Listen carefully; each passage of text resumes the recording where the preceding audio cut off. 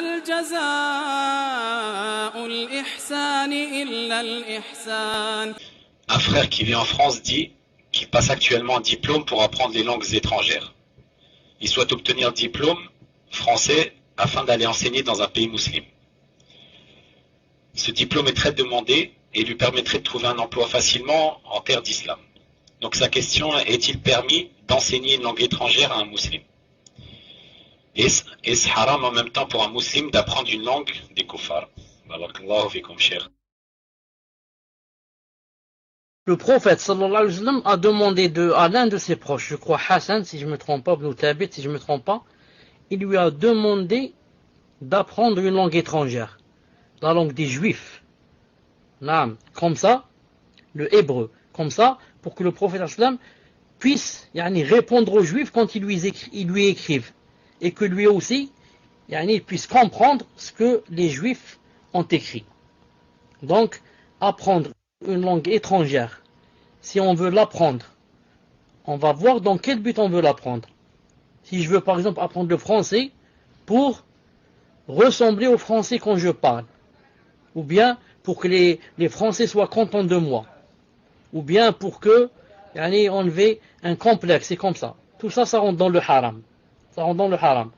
Mais si j'apprends le français, pour l'apprendre aux musulmans, pour que, en apprenant le français, ils puissent faire par exemple la da'wa au français.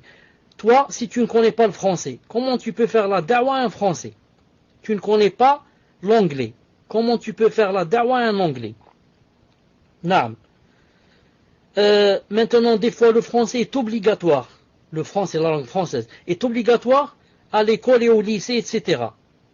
Comment tu vas faire avec ton fils et ta fille qui ne connaissent pas le français, si tu ne vas pas leur apprendre le français? Comment tu vas faire avec eux? Aussi autre chose, moi personnellement, je me dis, et je me plains, je me dis, pourquoi lorsque, par exemple, j'enseignais l'allemand, pourquoi je n'ai pas appris les mots techniques? Les mots techniques, c'est-à-dire qui ont rapport avec la religion. Moi, en tant qu'enseignant d'allemand, je ne peux pas parler avec quelqu'un en allemand en ce qui concerne la da'wa. Je peux lui dire seulement comment tu vas, qu'est-ce que tu as mangé, est-ce que tu vas à l'école, où sont tes enfants, c'est tout. Ce qu'on apprend aux enfants à l'école. Mais si je vais parler avec lui sur Allah subhanahu wa ta'ala, le paradis, l'enfer, la aqidah, je ne peux pas, je ne connais pas les mots. Donc, si je connaissais, ça ne serait pas mieux que j'ouvre maintenant un salon en Europe, Allemagne, et ensuite que je fasse des cours en allemand